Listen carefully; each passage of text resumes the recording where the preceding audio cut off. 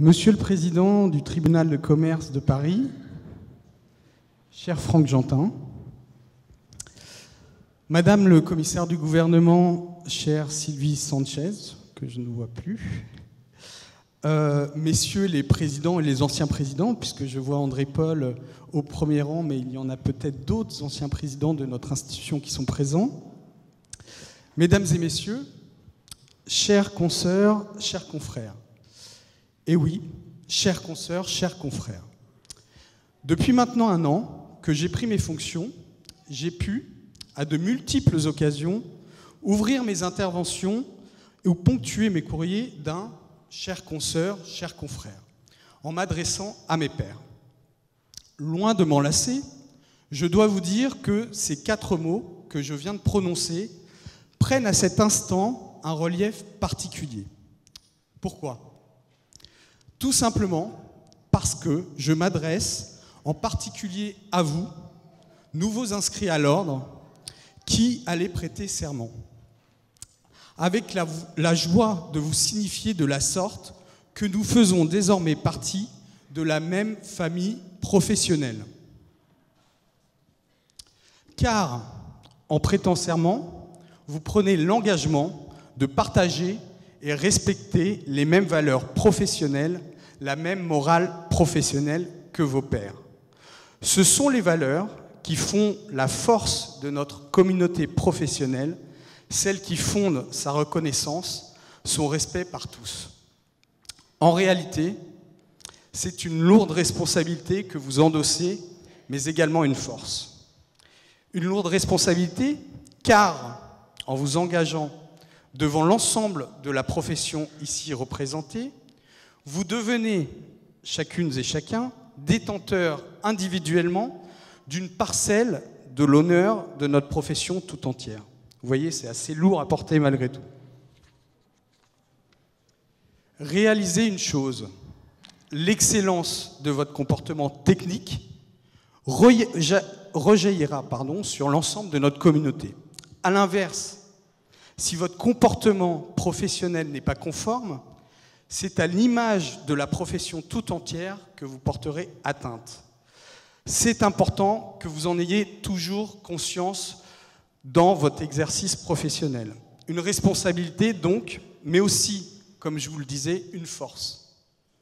Une force, car porter le titre d'expert comptable, c'est bénéficier auprès de vos clients, en majorité bien sûr des dirigeants d'entreprise, d'une image de compétence, de qualité et d'intégrité, en bref, toutes ces valeurs qui permettent de faire de l'expert comptable un professionnel de confiance et de proximité, ce confident bien sûr que plébiscitent les chefs d'entreprise de notre pays. Cette force, vous allez contribuer tout au long de votre vie professionnelle à la développer. Vous arrivez dans la profession avec votre expérience, bien sûr, votre vécu, en bref, avec vos atouts, et vous allez à votre tour, avec votre jeunesse, votre énergie, enrichir notre pratique professionnelle. Je le dis avec d'autant plus de conviction que nous traversons, vous le savez, une période de mutation sans précédent.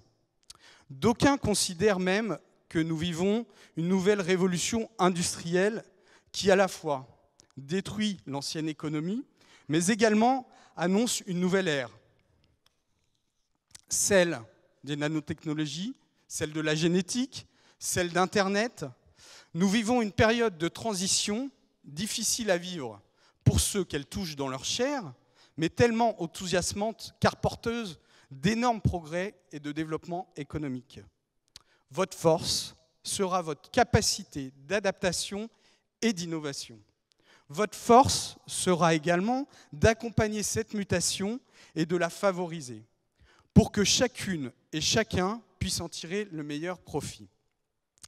Mais votre force sera également de construire sur des fondamentaux immuables ceux que nos prédécesseurs nous ont légués. Science, conscience et indépendance, vous le savez, c'est la devise de la profession.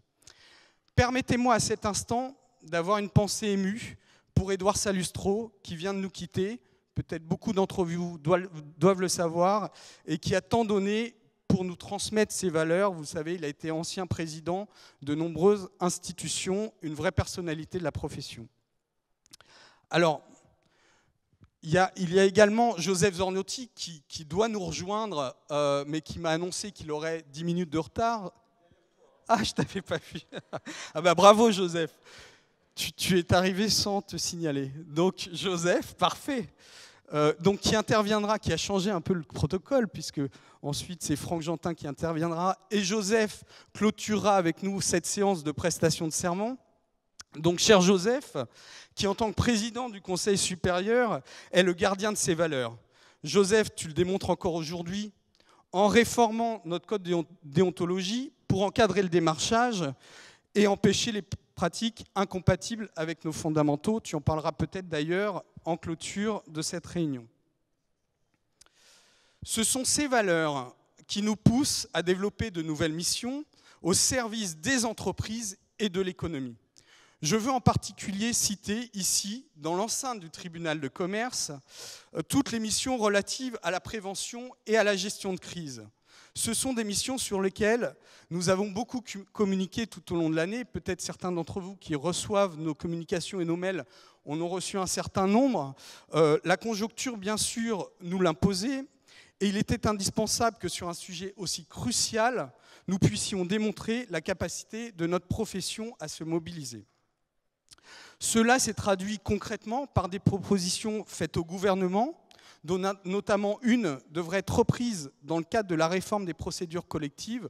Vous le savez, il y a un certain nombre de nouveaux textes qui vont sortir au mois de janvier 2014 sur les procédures collectives et sur les institutions consulaires d'ailleurs, donc le tribunal est également concerné par ces textes.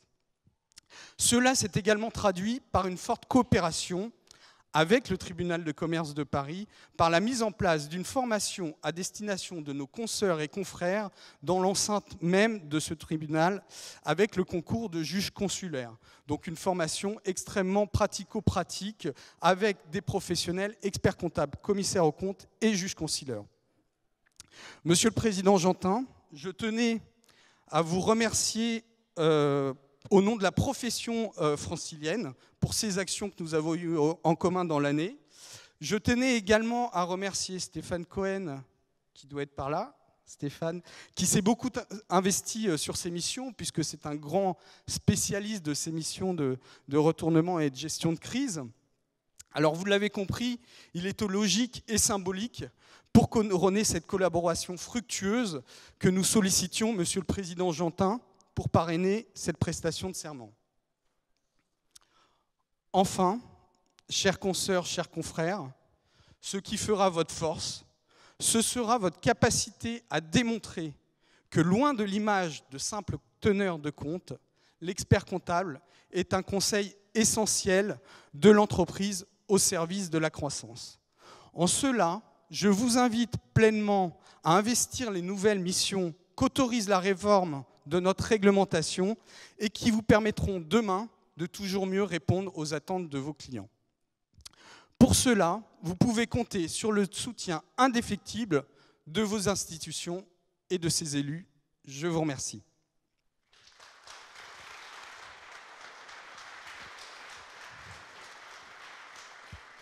J'appelle maintenant le président Jantin à la tribune qui va nous dire quelques mots.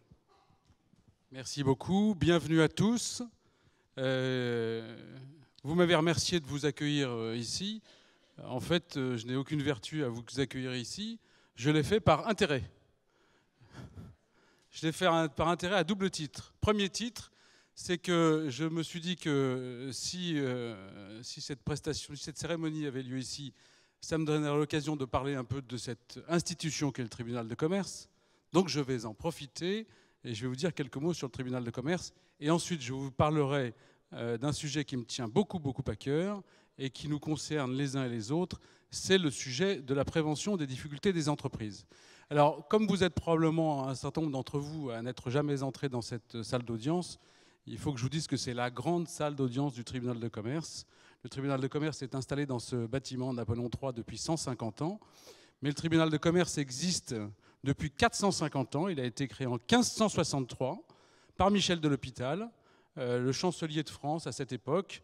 Le roi s'appelait Charles IX, il ne faisait pas grand-chose. La patronne s'appelait Catherine de Médicis. Voilà, et puis les années ont passé, les compétences du tribunal de commerce ont été élargies par les ordonnances de Colbert au XVIIe siècle. Au XVIIe siècle, en 1783. J'ai un petit doute, j'ai une petite perte de mémoire. Mais je ne suis pas au mieux de ma forme, donc vous me pardonnerez. En 1790, après la Révolution, les tribunaux de commerce ont été la première juridiction d'exception qui a été maintenue en l'état. L'autre grande date importante pour notre institution, c'est le Code de commerce qui a été institué en 1807, et puis le déménagement dans ce bâtiment en 1865. Voilà quelques mots sur le tribunal de commerce. C'est ici que se tient l'audience solennelle chaque année, à laquelle je vous invite très volontiers. Les plus hautes autorités judiciaires de l'État se déplacent à cette occasion et viennent écouter le président en fonction, en titre, débiter son discours sur les sujets qui lui tiennent à cœur. Donc je me rôde pour le mois de janvier, puisque j'aurai l'occasion en janvier prochain de parler notamment de la prévention. Alors la prévention, j'y arrive. Vous le savez probablement, le législateur a confié 4 missions au tribunal de commerce. La première mission, c'est une mission administrative de contrôle du registre et du commerce et des sociétés. J'en parle pas. La deuxième, c'est le règlement des contentieux entre les entreprises. J'en parle pas non plus. La troisième mission, c'est le traitement des difficultés des entreprises. Vous avez tous entendu parler des procédures de sauvegarde, de redressement judiciaire qui peuvent aller malheureusement jusqu'à la liquidation. Mais la quatrième mission que le législateur nous a confiée, c'est une mission de prévention des difficultés des entreprises. Or, ce que nous observons ici, comme d'ailleurs dans un certain nombre de tribunaux de commerce, c'est que, petit 1, plus les difficultés des entreprises sont prises en amont, plus on a de chances de traiter correctement ces difficultés. Bonjour.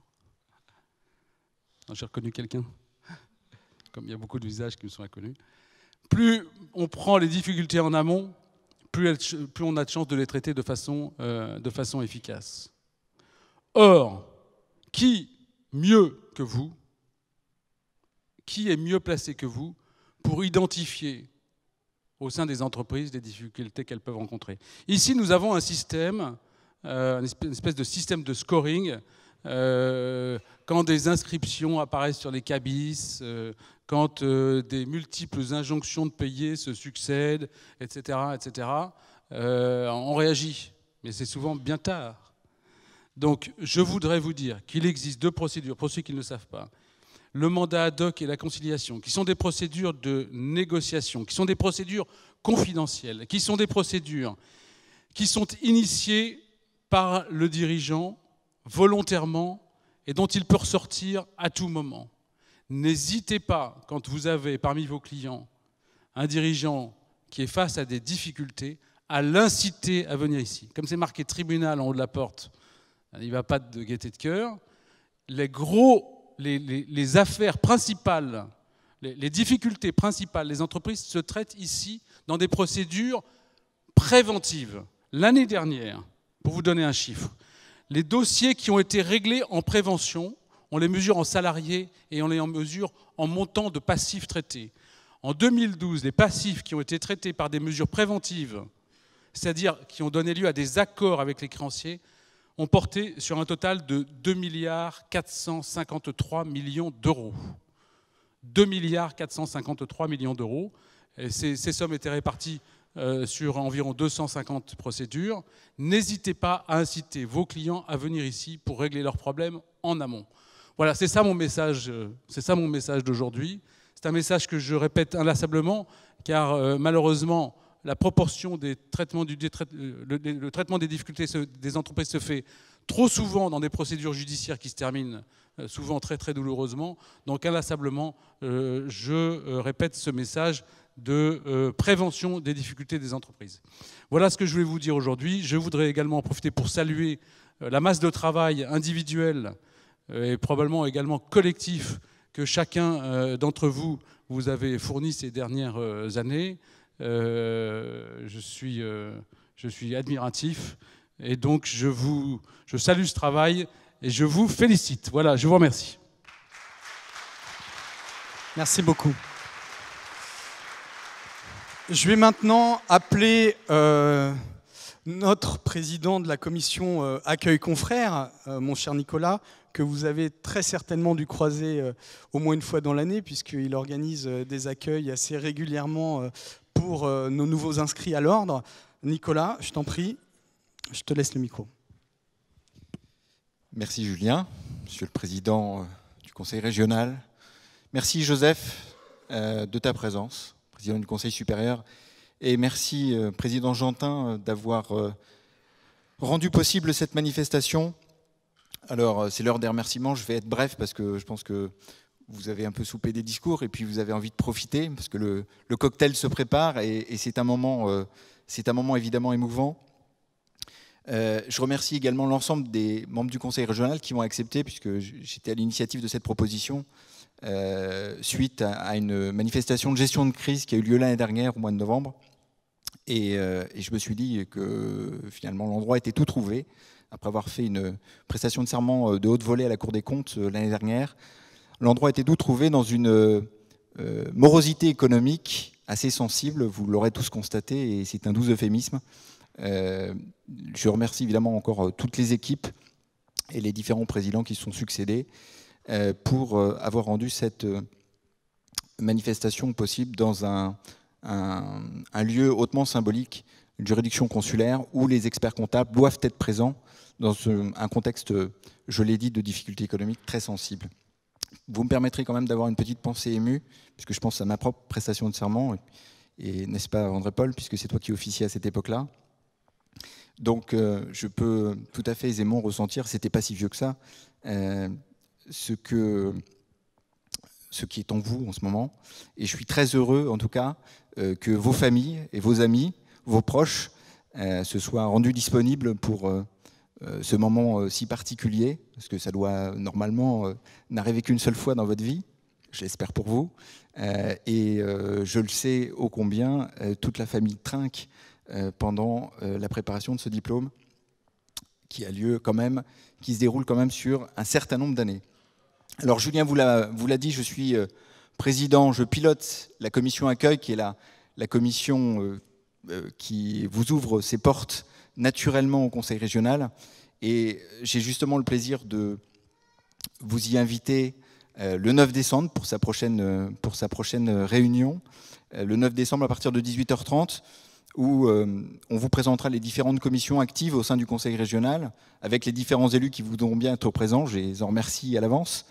Et au préalable, dans la journée, votre Conseil régional, et au travers du Conseil régional, la commission que je pilote, vous offrira une journée de formation, mais on sortira un petit peu des sentiers battus, ça ne sera pas de la formation technique, enfin pour tous ceux qui souhaitent venir au Conseil régional, pas de formation technique, plutôt une formation un peu décalée sur la communication, les réseaux sociaux, tout ce qui vous permettra, j'ai envie de dire, d'avoir le pied à l'étrier au mieux dans un environnement compliqué. Alors, pour finir, et pour donner un petit côté protocolaire à cette prestation de serment, je vais commencer par appeler les membres de la commission qui ont répondu présent, et nous égrènerons ensuite, tour à tour, les différents récipiendaires qui, là aussi, ont répondu présent ce soir. Alors, pour ceux qui ne se sont pas manifestés, et pour ceux donc que nous n'appellerons pas, ne le prenez pas personnellement, évidemment, mais ça aura échappé, ou alors le mail ne sera pas arrivé à destination du service iDouane. En tout cas, tous les récipiendaires, y compris ceux qui ne sont pas présents ce soir, seront indiqués et passeront à l'écran. Je vais donc commencer par appeler les membres de ma commission. Sabrina Cohen, à me rejoindre sur l'estrade. Sabrina, je ne sais pas si tu es là. Denis Barbarossa, Nina Kamata, Georges Hazard, Jérôme Waknin, Émeric Janet et Philippe Bonin. Tu n'as qu'une partie de ta commission, Nicolas. Alors, il y a une perte en ligne assez importante.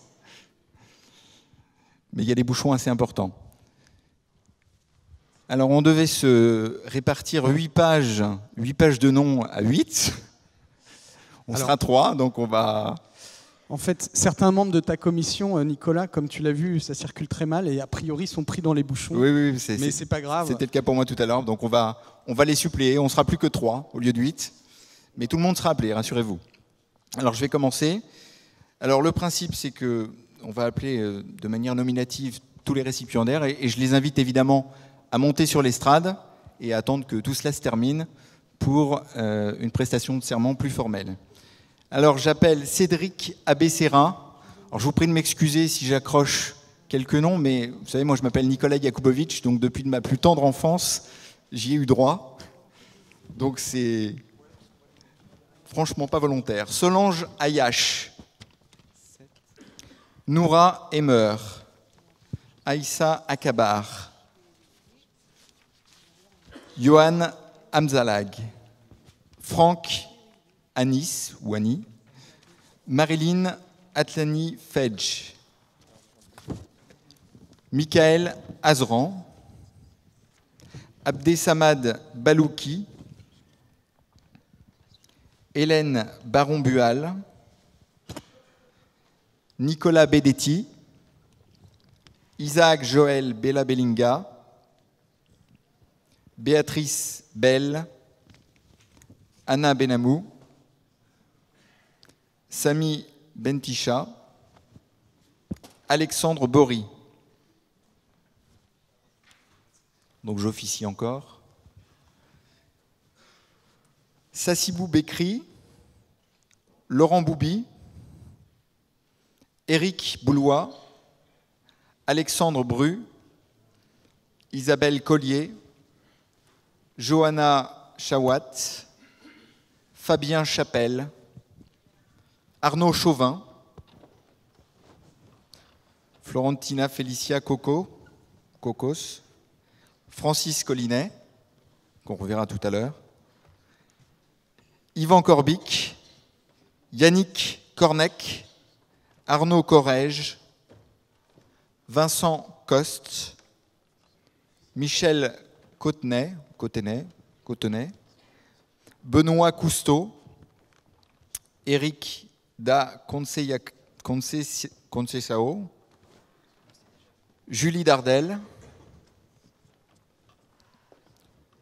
Astrid Delanésière, Maxime de Viette, ou de Vitte, Thomas de Benoît, Cyril de Grillard, Olivier Després, Christophe Devailly, Frédéric de Villard, Charlie Dreux, Jocelyn Dubroca, Céline Dupont, Nathalie Elio, Jean-Marie Fauchil, Éric Ferjala Chérel, Francis Gantier, Stéphanie Gontier et Marjorie Gonzalez. Je laisse la parole à Émeric. J'appelle à mon tour Océane Gordon, Noémie Amoudi, Anis Arbe, Franck Héripel, Philippe Oudot, Rabi Ijaï, Laurent Inard, Patrick Jules, Christelle Cablan, Samy Calbous, Gisèle Compton, Dimitar Krastev, Nadia Ladouli, Christophe Lambert, Layash Lanrani, Sébastien Landry, Cédric Lebar, Alexia Leboeuf, Benjamin Lebrun, Sylvia Leca, Aurélie Le Chevalier, Yann Legros, Nicolas Leprêtre, Frédéric Leprêtre, Jérôme Lepreux, Laurent Lermechin, Nelly Leroux, Céline Leroy, Éléonore Lobéking, Ludovic Lorenzi, Nathalie Lucas, Émilie Marais, Anne Mariez, Alexandre Mathioda, Charles Mbea, Carole Meyer, Nicolas Miégéville, Kokou-Romain Missioun, Vincent Molini, Sébastien Moquet, Samir Naji, Zake Emmanuel Nakjom, Soumaya Nedjikabi, Guillaume Norgeot, David Orme-Lynch et Christophe Pacton. Philippe Palu, Olivier Paris, Pascal Pessot-Cuche, François-Guillaume Postel, Grégoire Proust, Christelle Pujot, Philippe Ravary, Anicia Reinhardt, Philippe Ray, Olivier Robineau, Marilyn Roux, Franck Rollier, Nicolas Rouault, Carole Rouet, Paul Saint-Yves, Hervé Sauce, Nicolas Scali, Florence Séguier-Dagou, Mohamed Sidib, David Sulman, Fuat Tatli, Maryse Tenaillon, Landria Torres Asunsao, Vincent Tourtier, Annabelle Tramier, Léang Hong Tran, Brune Valette, Antoine Vinit, Cédric Voisin, Suzanne Vienner, Michael Zera. Bien, alors pour ceux éventuellement que nous n'aurions pas appelés, surtout n'hésitez pas à monter sur l'estrade. Et vraiment, toutes nos excuses, mais l'information ne sera pas arrivée au bon endroit. Voilà, ou alors vous n'aurez pas répondu. Bonsoir, Il est de coutume de prendre les Benjamins et Benjamines de la promotion pour vous mettre à contribution. Donc, à ce titre, Julien, je te redonne la parole. Alors, la procédure, vous êtes bien nombreux, hein. On est serré sur l'estrade, mais ça fait plaisir de voir autant d'inscrits pour ce millésime. Donc, ce qu'on va faire, parce que prêter serment individuellement devant notre président national risque d'être un petit peu long, donc on va appeler le Benjamin et la Benjamine de la promotion, qui sont donc Julie Dardel et Francis Collinet, que j'invite à me rejoindre. Où sont-ils ? Ici, voilà, il y en a un. Il manque Julie. Julie arrive également. Donc ce que je vous propose, c'est de prêter serment ensemble, tous les deux, devant notre président Joseph Zornetti. Et puis ensuite, je vous proposerai que vous le fassiez tous ensemble. Mais d'abord, tous les deux ensemble. Bah, c'est à vous.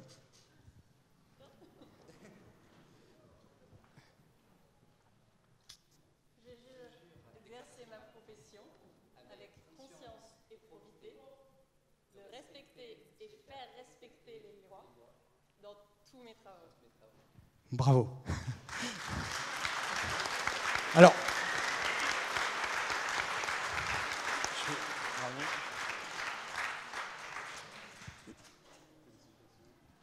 Alors, je vous propose de répéter cette prestation de serment tous ensemble. Alors, on le fait à 3. 1, tout le monde est prêt? Les caméras, les photos, c'est bon? Donc, 1, 2, 3.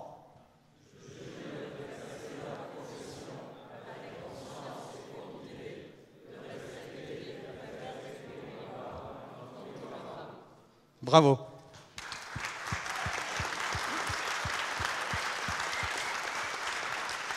Bah écoutez, félicitations, bienvenue dans cette belle profession. Je vous invite, peut-être qu'on va refaire une photo tous ensemble avec le parrain. Hein? Hop.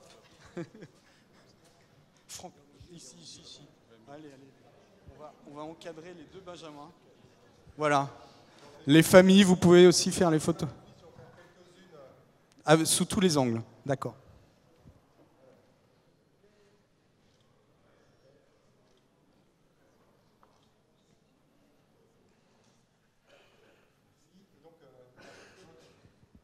Une dernière série.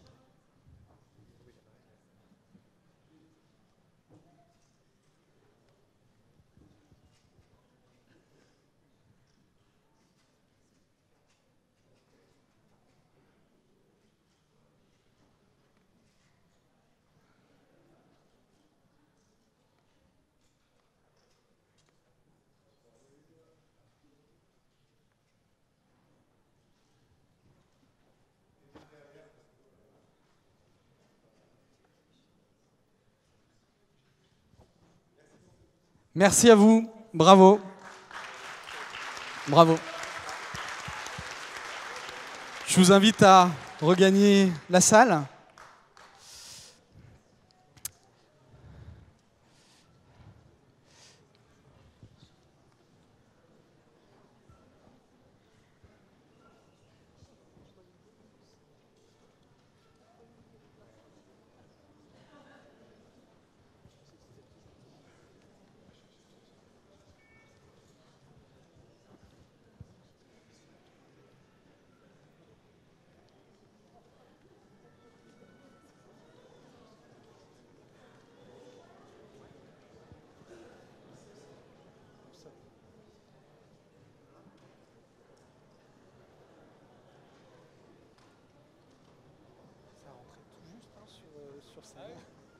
On a bien calculé.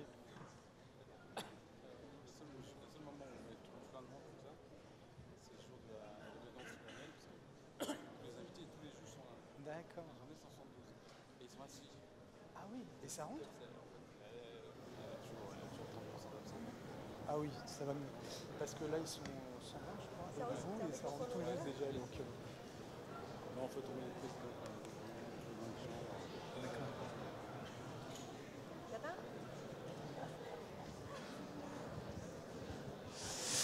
Je vous invite à regagner vos places.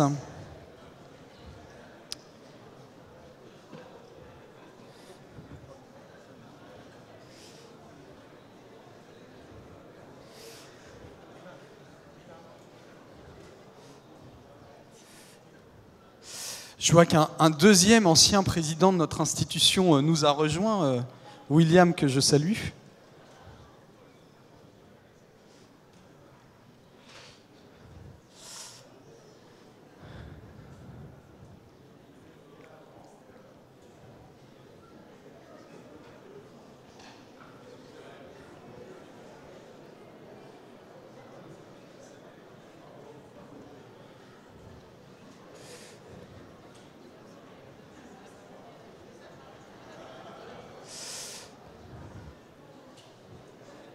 Voilà, merci.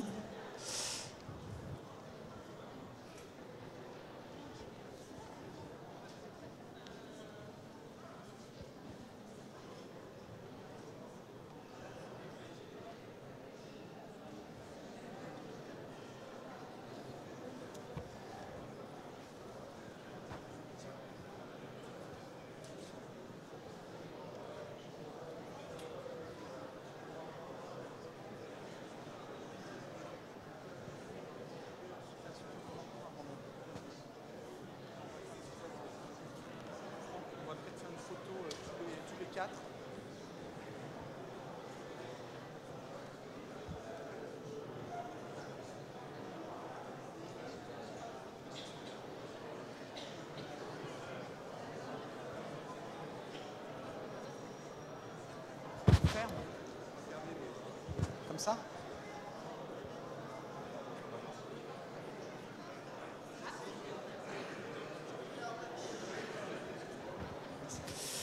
Messieurs, dames, pour conclure en beauté cette cérémonie, je vais demander à Joseph Zornotti, président du Conseil supérieur, de nous dire quelques mots. Je vous demande de l'applaudir.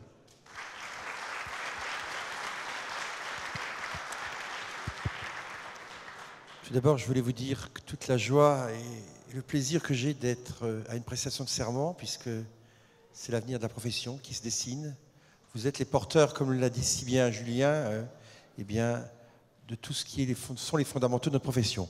Je veux d'abord m'adresser au parrain de votre promotion pour dire, cher Franck Jantin, que nous sommes honorés touché, y compris affectivement, que vous ayez accepté d'être le parrain de cette promotion, de nous accueillir dans vos locaux qui sont le symbole d'une société qui travaille, qui fait respecter les contrats, c'est-à-dire qui fait respecter la loi dans tous ses travaux. Ça rime parfaitement avec la prestation de serment de mes jeunes collègues. Dire également à Julien, le remercier d'avoir organisé cette soirée, qui est une très très belle soirée parce qu'elle est pleine d'espoir pour la profession.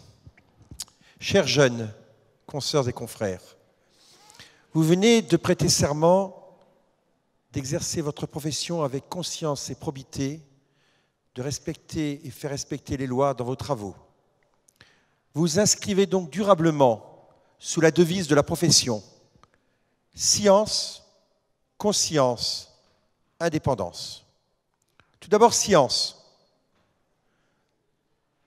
Nous ne sommes légitimes comme experts comptables, comme membres d'une profession réglementée, que parce que nous sommes utiles, cher Franck Jantin, aux entreprises. Et ce que demandent d'abord les chefs d'entreprise à leur expert comptable, c'est d'être compétents. Vous venez de terminer un parcours que certains qualifient du combattant.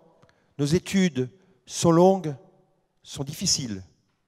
Mais quoi de plus naturel lorsque notre responsabilité est de conseiller les entreprises dans les bons moments, mais également dans les moments de crise, lorsqu'elles rencontrent également des difficultés.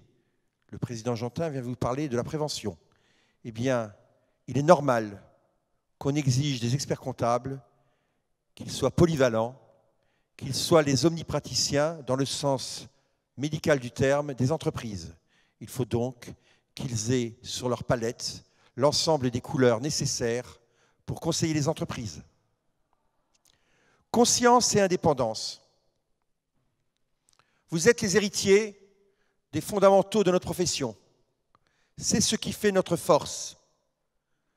Vous devez être indépendant, indépendant y compris de l'attrait de l'argent.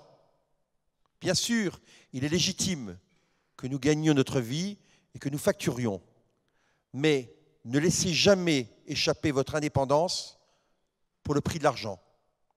Conscience également, les actes que vous allez accomplir dans votre quotidien, vous devez en être fiers. Ne faites jamais quelque chose dont vous pourriez avoir honte le soir lorsque vous vous retrouvez face à vous-même. Parce qu'il y a toujours un moment où on se retrouve face à soi-même qui est un moment de vérité. Et puis j'ai envie de vous ajouter deux autres choses. Passion et joie. Vous rentrez dans une profession qui est passionnante, qui est faite de passion. Profitez-en. Ayez du plaisir à exercer votre profession. Ayez également du plaisir à restituer à l'institution et à la profession qui vous a déjà tant donné, puisqu'elle était responsable de vos études, eh bien de redonner les choses. Engagez-vous syndicalement, quel que soit le syndicat, ce qui est important, c'est de donner. Adhérez également au club des jeunes experts comptables.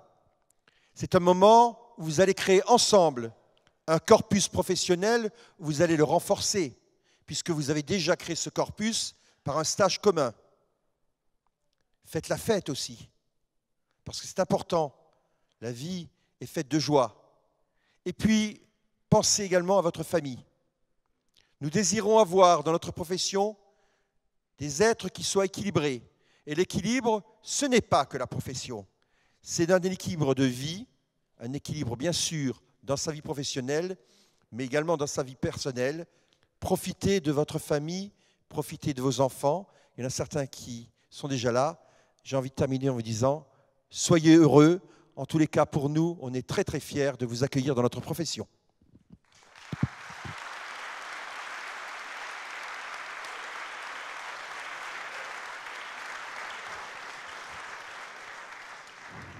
Merci Joseph. Comme la tradition le veut, bien sûr, nous allons finir sur un petit cocktail, voire un grand cocktail même, qui se passe, je crois, la salle juste à côté. Donc merci à tous. Juste une dernière précision aussi, vous avez dû le voir, mais cette cérémonie était retransmise en direct live sur Internet. Vous avez tous dû recevoir un mail. Je ne sais pas combien ont suivi cette retransmission en direct, mais on aura des statistiques en tout cas. En tout cas, merci à tous et on se retrouve au cocktail. Bravo, merci.